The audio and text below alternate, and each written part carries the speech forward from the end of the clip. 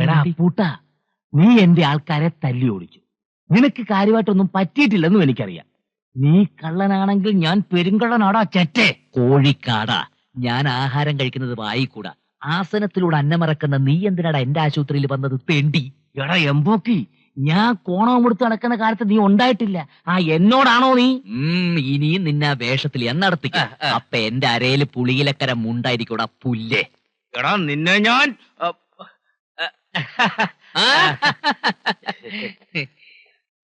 അപ്പൂട്ട, ശരീരം നോക്കണം. എന്തുണ്ടെങ്കിലും നമ്പ്യാരെ അറിയിക്കണം. ഞാനുണ്ട് കൂടെ. അത് പിന്നെ എനിക്ക് അറിഞ്ഞൂടെ? എന്നാ പോട്ടെ മോനെ. ഓ ശരി ശരി ശരി. രാമൻകുട്ടിയെ, കളക്ഷൻ ഒക്കെ എങ്ങനെയുണ്ട്? സാമാന്യം തെറ്റില്ലാതെ പോകുന്നു. അയ്യോ ജൗന്യത, വൈകുന്നേരം അപ്പൂട്ടനെ കണക്ക് കൊടുക്കേണ്ടതാ. വിട്. എന്റെ മോള് കഷ്ടപ്പെട്ടുണ്ടാക്കുന്ന കാശ് ആരെയാണ് കണക്ക് കൊടുത്ത് ബോധ്യപ്പെടുത്താൻ? ഇങ്ങോട്ട് തരുന്നുണ്ടോ? വിടാൻ. ഇത് രാവുണ്ണിക്ക് തയ്ക്കുന്ന കാശാ. പോടാ.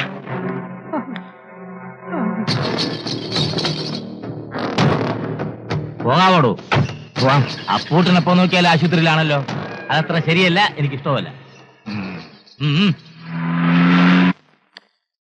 എന്തായിരുന്നു അച്യുതൻ നമ്പ്യാരുമായ ഒരു വർത്തമാനം? ഒരു കുശലാന്വേഷണം. ഞാനും നമ്പ്യാരും വലിയ സുഹൃത്തുക്കളാ. ആ, ക്ഷേമാന്വേഷണം കുറച്ചൊക്കെ ഞാനും കേട്ടു. ഇപ്പൊ വേദനയുണ്ടോ? അയ്യോ, ഭയങ്കര വേദനയാ. ചുരുങ്ങിയത് ഒരാഴ്ചയെങ്കിലും കിടക്കേണ്ടി വരുമല്ലേ? അത് നിശ്ചയിക്കേണ്ടത് രോഗിയല്ലല്ലോ. ഇപ്പൊ അപ്പൂട്ടന് ഒരു കുഴപ്പമില്ല. എന്തിനെങ്ങനെ വഴക്കം തല്ലൊക്കെ ഉണ്ടാക്കുന്നത്? ഞാൻ ആരോടും വഴക്കം തല്ലൊന്നും ഉണ്ടാക്കാറില്ല. ഇങ്ങോട്ട് വന്ന എന്താ ചെയ്യാ? അതൊക്കെ നിർത്തണം. അപ്പൂട്ടൻ ഒരു കുടുംബജീവിതം ആരംഭിക്കേണ്ട സമയം കഴിഞ്ഞിരിക്കുന്നു. എന്താ, ശരിയല്ലേ? ശരിയാണ്. ഇനി അതങ്ങോട്ട് നീട്ടിക്കൊണ്ടുപോകാൻ ഉദ്ദേശിക്കുന്നില്ല. നീട്ടരുതെന്നാ ഞാനും പറയുന്നത്. എന്തൊക്കെ ഗുണങ്ങൾ ഉണ്ടായാലും ദോഷങ്ങളെ സമൂഹം ശ്രദ്ധിക്കൂ. എത്ര സ്വത്തുണ്ടായാലും കുടിയും തല്ലും ഒക്കെ ഉണ്ടെന്ന് കേട്ടാ ഏത് പെൺകുട്ടി ഒന്ന് അറയ്ക്കും. അതുകൊണ്ടാ ജീവിതം ഇങ്ങനെ വൈകുന്നത്. ഞാനൊരു കാര്യം പറഞ്ഞാ അപ്പൂട്ടൻ അനുസരിക്കൂ? എന്നാ എനിക്ക് വാക്ക് തരണം. ഇനി കുടിക്കാനും തല്ലുകൂടാനും പോവരുത്. പോവൂ? ഇല്ല. സത്യം? സത്യം.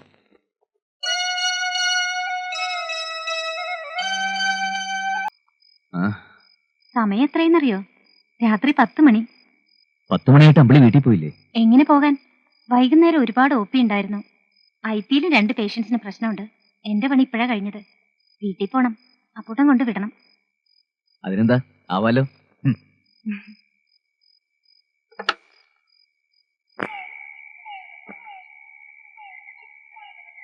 അപ്പൂട്ടനോട് എനിക്കൊരു കാര്യം പറയാനുണ്ട്.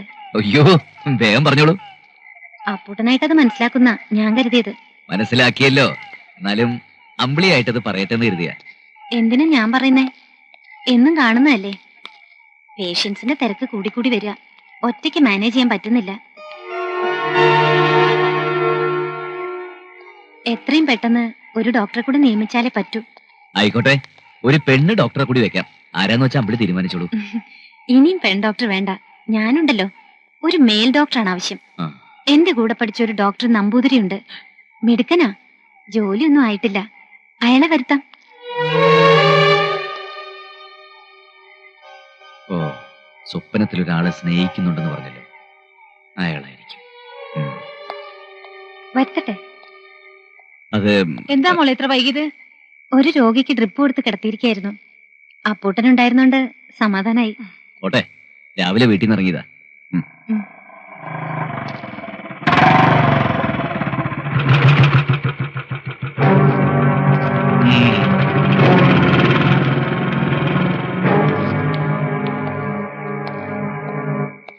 എന്താണ് ഇപ്പൊ വന്നതേ ഉള്ളോ? പണിയുണ്ടായിരുന്നു. രാത്രിയിൽ ഇവനോടൊപ്പമുള്ള യാത്രയൊന്നും വേണ്ട. മറ്റാരും അല്ലല്ലോ, അപ്പൂട്ടനല്ലേ. അവനെ നിനക്ക് അറിയില്ല. പെണ്ണും പിടക്കോഴിയൊന്നും കിട്ടാത്തവനാ. പഠിപ്പിച്ചതിന്റെ കണക്കും പറഞ്ഞ് നാളെ നിന്റെ കെട്ടണമെന്നും പറഞ്ഞ് വന്നാലോ? അപ്പൂട്ടൻ എനിക്കറിയാം.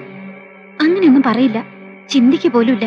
ഓ, ഇനി പെണ്ണിന് അങ്ങോട്ട് പ്രേമം വല്ലതും മൂത്തിട്ടുണ്ടോ? ദൈവത്തെ ആരും പ്രേമിക്കില്ല, ആരാധിക്കുള്ളൂ. ദൈവം? നീ സ്വപ്നത്തിൽ കണ്ട കാമുകനായിരിക്കും ഡോക്ടർ നമ്പൂരി എന്ന് എന്താത്ര നിശ്ചയം? ഓ, ആലോചിച്ചിട്ട് തല പെരുക്കുക. ഒരു 100 അങ്ങോട്ട് പിടിപ്പിക്ക്, തലയുടെ പെരുപ്പൊക്കെ മാറും. പകറ്റാ ഒഴിക്കടാ. വേണ്ട, അവളുടെ കയ്യിലടിച്ച് സത്യം ചെയ്തതല്ലേ, ഇനി ഞാൻ തൊടില്ല. ഞാൻ മാത്രമല്ല നമ്മൾ ആരും ഇനി കുടിക്കണില്ല.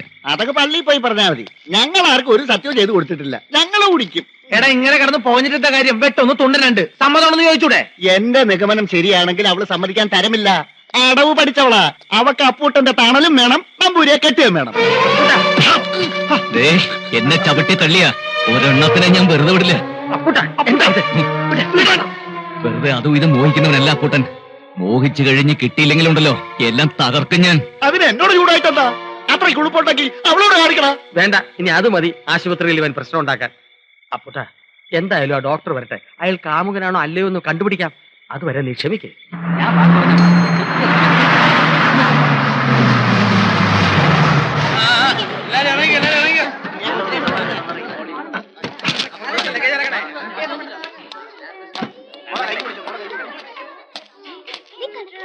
അല്ല, ഈ അപ്പൂട്ടൻസ് ക്ലിനിക്ക് എവിടെയാ? നടന്നാണ് പോകുന്നെങ്കിൽ നേരെ ചെല്ലുമ്പോ വലതുവശത്ത്. അല്ല, നമ്മളാരാ? അവിടെ ചാർജ് എടുക്കാൻ വന്ന ഡോക്ടറാ.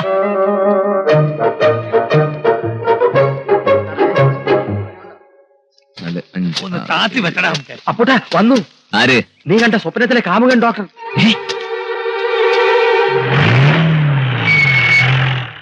ഹായ്. ഹായ്. സ്ഥലം കണ്ടുപിടിക്കാൻ ബുദ്ധിമുട്ടൊന്നും ഉണ്ടായില്ലല്ലോ. ഇല്ല. നമ്പൂരി സ്മാർട്ട് ആയിട്ടുണ്ട്. ലേശം മണം വെച്ചിട്ടുണ്ട്. എന്റെ ദൈവേ, എനിക്കിത് കാണാൻ വയ്യേ. ഇതവൻ തന്നെ. നീ ഒന്ന് ഉഷാറാവപ്പെട്ട. അവര് കണ്ട മോശം കേട്ടോ. എന്താ അവിടെ? വാ അപ്പൂട്ട.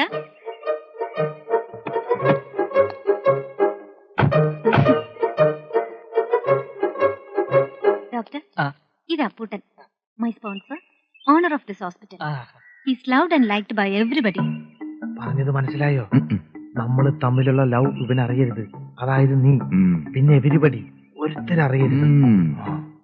ബാക്കിയുള്ളവരെയൊക്കെ അപ്പൂട്ടൻ പരിചയപ്പെടുത്തും. ആ, ഡോക്ടർ നമ്പൂരിക്ക് താമസിക്കാൻ ഒരു ഇടം വേണം. വളരെ വൃത്തിയും വെടുപ്പൊക്കെ ഉള്ള ആളാ. നന്നായൊന്ന് ശ്രദ്ധിച്ചേക്കണേ.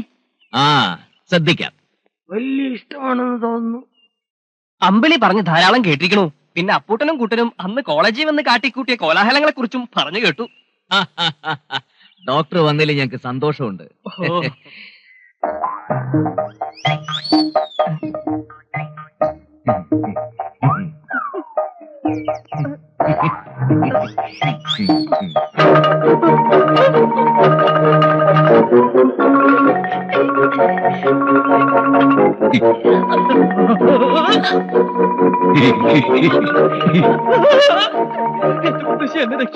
എന്തിനാ മുത്തശ്ശിയെ വിളിച്ചത്?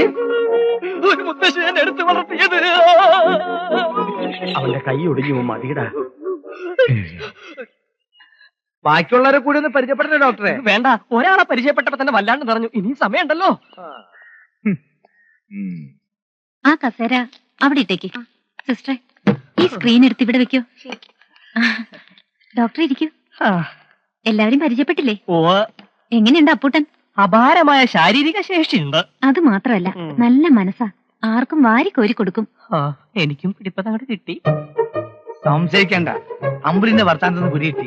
ഇത് ഓൻ തന്നെ. രാമൻകുട്ടി, കൈകാര്യം ചെയ്തില്ലെങ്കിൽ അമ്പിളി പിടിവിട്ട് പോവുകയാണ് പൂട്ട. ഡോക്ടർ നമ്പൂതിരിക്ക് താമസിക്കാൻ ഒഴിഞ്ഞു കിടക്കുന്ന നമ്മുടെ വടക്കേപ്പറമ്പിലെ വീടൊന്ന് സൗകര്യം ചെയ്തു കൊടുക്കണം. നിന്നെ ഉച്ചയ്ക്കൊന്ന് കാണണം. ചില കാര്യങ്ങൾ പറഞ്ഞേൽപ്പിക്കാനുണ്ട്.